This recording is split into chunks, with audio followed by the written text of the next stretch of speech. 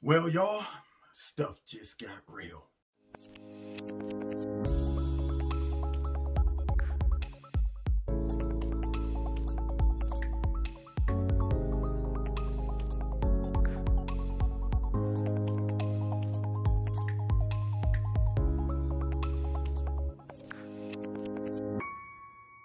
This video is brought to you by Extreme Tees. Click on the link below. Make sure you put Kevin in the promo code and you'll get a 20% discount. What's going on, America? Welcome to Kevin and Kevin's Corner, where I try to make sense out of nonsense. Now, by now, y'all probably know that Ruth Bader Ginsburg has passed away. I just found out about it. I'm up in Cleveland getting my salsa on, and somebody came in and told me about it. And I'm thinking to myself, man, I know it's a little late, but I'm going to have to hurry back to the crib to drop a video on this. Now, let me start off by saying certain people in power or certain people that have achieved certain things, regardless of their political background, views, opinions, stuff like that, deserve a degree of respect. You don't have to necessarily agree with all of their policies and things like that, but there are some milestones that, people can cross, and they're pioneer in that field or that area, and you have to just give them respect. I know the left rarely does that, only if they could use it to bludgeon somebody else. I don't think they were big fans of John McCain, but since he hated Trump, he then became a hero. So you know the game that they play. Well, I don't like playing that game. I mean, there are some people you just got to respect. And I will say, Ruth Bader Ginsburg was a tough old bird, man. She hung in there. She was like, I ain't going at all. I'm going to see this thing through. I know they tried to get her to retire under Obama because they felt that what if your health failed and then, another president gets in. And she said no, and even throughout Trump's presidency, everyone was just kind of fearing that, okay, what might happen, and they would get suspicious that maybe she might pass away, and then next thing you know, she's back showing up at work. So she was tough. But everyone has an expiration date, unfortunately. Now, with that being said, I'm not going to be like some people who say, well, it's too soon to talk about it, because, see, I can be real with y'all. We done came this far. Everybody knows what's going through the mind of a lot of Americans right now. Like, oh, it's about to get real. Folks gonna be having a fit. This is a game changer. This situation has thrown such a monkey wrench in this race that this could go down as the most important election in the history of the whole wide world. Now, these Democrats have created an environment where certain tactics are tolerated. That's outside of their behind the scenes crap that they be doing, trying to set Trump up, trying to impeach him, trying to get people in high places to come out with tell-all books, just smearing him here and there, activating all these deep state folks to just do all kind of crazy, seedy stuff. That's the stuff that you got to be really acute when it comes down to understanding politics and all of that stuff to see. But then there's that other stuff that everybody sees and maybe have different interpretations of it. I mean, if you feel that everybody's out there fighting against racism and all of that stuff, you might be okay with the tactics of Antifa and Black Lives Matter. But if you know rule of law, Constitution, things like that, and you like civility, then you're like, that's an old school, fascist, Marxist tactic that folks use when they want to just intimidate people politically. Now, I know it was bad these last 3 or 4 months, but can you imagine what it's going to be like moving forward? Buckle up, y'all. This is going to be a real bumpy ride. Now, here's my thought. These nasty, dirty rhinos better not sell out. I done already heard rumors that 3 of them, we can't rely on Romney, definitely. Then there's another lady from Hawaii, not Hawaii, but Alaska. And then there's Lisa or somebody, I don't know what her name is. We got 3 already that's kind of on the bubble. And I'm thinking to myself, this ain't the time. This is not the time to be on the bubble. I don't think they realize, first of all, that the Democrats, they play for keeps. They play for keeps.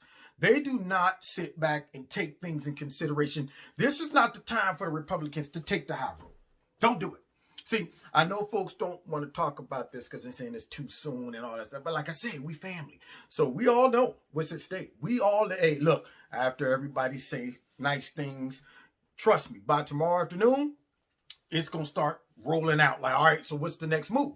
And the Democrats know that this is a major game changer for them because, unfortunately, they have been using the Supreme Court to get certain legislation passed because they want to appoint activists. Now, the biggest problem conservatives have with the Supreme Court and why they feel it's so important that a conservative gets appointed, because the conservative judge, if they're, doing the right thing, they will just simply interpret the law.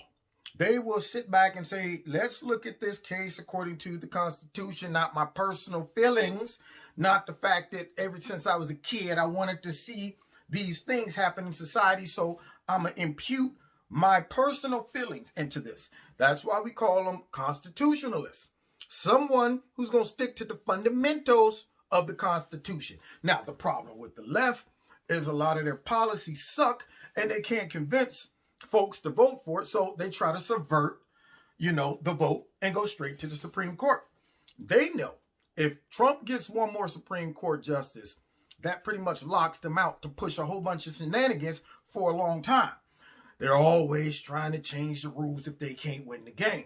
Oh, well, we need 20 new Supreme Court justices. Oh, you know what? Let's get rid of that electoral college. You know what? Let's lower the voting age to 16. You know what? Let's go ahead and make Washington a state.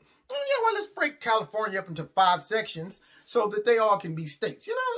Let's restructure the poverty zones and the housing zones, put those out in the suburbs, mess up the voting there. They always are up to something, and they disguise this stuff under civil rights. But really, it's all efforts to establish and retain power. It's not about civil rights. They want you to think about that. But that's how they get their people riled up, making them think it's about civil rights. And it's not. It's all about retaining and regaining power. And they know if they can't convince the majority of folks to say, that sounds good to me, they will sneakily go to the Supreme Court and try to influence them by appointing activists to the bench. Now, I don't know about you. If you're relying on law and order for your case and you get all the way to the Supreme Court and it's somebody got a axe to grind, a personal vendetta, some personal feeling about something, and they make that decision to destroy your life based on their personal feelings and not the Constitution, you would be upset. That's why the left knows how important this is. And you best believe the fight is going to be on and popping. Now, here's my prediction. You're going to have folks on both sides going hard. Problem is, the folks on the left is going to go straight demonization, probably violence, paid activists to go outside of Mitch McConnell's crib 24 hours. The stuff they did with Brett Kavanaugh, scratching the door, screaming, trying to get in. These type of tactics, right? That's what they always do. They're gonna go that route. They're gonna try to swear up and down. This is all about getting rid of abortion and attacks on women and all of that stuff. They're gonna go that route, but it also is gonna make a lot of conservatives that might have been on the bubble, might have been like, you know what, man? I mean, Trump's a jerk, but this is a decision that's gonna go way beyond Trump. This right here is a decision that could take America in one direction or the other. And folks that might not even like Trump, but is getting a whiff of the tactics that's being done by these liberal Democrats, hopefully got enough common sense to say, you know what, there's going to come that day when Trump is gone. Then what? When you got these liberal activists and these rioters and this violence and all these tactics that the Democrats are using to just destroy, divide the country, you don't want another judge on that bench that's an activist. Nah, man. So it's going to get ugly. But if I was Trump, I don't know if we even got one out there. But I would try to find a Supreme Court justice that would make it so difficult for them to use their normal smears. I would try to find like a black female, conservative with a squeaky clean record and see how they would try to come up and demonize her. She's, oh, wait, yeah, we lied and said we love black people, don't we? All right. Well, well, yeah, we're the ones that's fighting for women's rights and stuff. Okay, she's a bad Nazi, xenophobe, racist, anti-feminist, maybe. See, make it hard for them to go with their normal tactics, you know. And if he picks a man, a white man, and I hear it is a nationalist man, if it's a white woman, white privilege, all of that stuff, make it hard. I don't even know if there's a black female, you know, judge out there that is a conservative, but just for farts and giggles, if there was one, I would slide her in and say, now let's see how much you really love and support women's rights and empowerment. How much you really love black folks. Yeah, make it hard. Watch them all reveal that they're all hypocrites and demonize a black female appointee to the Supreme Court justice. They'll do it. You know, they'll do it. So anyway, yeah, this is a real interesting twist. And yeah, we're gonna have to put chin strap on, man. It's about game time. And right now, I don't put it past anything on the left. Our heads must be on a swivel when it comes down to shenanigans. Because right now, this is do or die for them. And they probably are willing to do, we already seen what they willing to do to try to win an election. But now, you got the election on the line and a Supreme Court judge on the line. And man, if these darn Republicans don't immediately start the hearings, I'm gonna have a problem. I'm telling y'all, I get so mad at Republicans who always try to, let's do the right thing. We're going to take the high road. Look, you're not violating something. This is the constitutional right of the president and the Senate to do this. And I think it might have been Mitch McConnell where he said only way he wouldn't do it is if you had say a Democratic presidency and a conservative Senate. Something where those two don't match. But when they both line up, we're not violating the Constitution. This is not time to be fair. This ain't time to be considerate of all of those Democrats. No, because they play for keeps and we need to play for keeps. And I'm going to tell you right now, any rhino that sits on this trying to take the high ground, I don't think we should do it until get them out. Get them out. I hope somebody primaries them and beats their tail. Now, granted, sad as it might be, I definitely don't want a Democrat to win their spot, but boy, somebody needs to primary all of these weak rhinos. Dang on it. Now, we got a job to do, y'all. That's to get it done. And for us, as citizens, strap it up. Put that chin strap on, because it's about to be nothing but 60 minutes of hard-nosed, smash-mouth football. Even though it's not football, it's politics. But you get the analogy. Anyway, so God bless. We'll see how this unfolds. This breaking news, man. Woo, this is turning out to be a drama. Man, I couldn't write this in a movie. Man, this right here, if I was watching it on TV, I'd be like, oh my God, what's about to happen? Yeah. Unfortunately, we're living it. And we need to make sure that these Democrats do not win nothing. Not the House, the Senate, the presidency, nothing. I want them, when they get finished with the game and look up on the scoreboard, the double goose eggs. Anyway. You've been listening to Kevin's Corner. Don't forget to hit like, share, subscribe, and hit the notification button. Check me out every Wednesday night live in Kevin's Corner on Facebook, YouTube, and Twitter.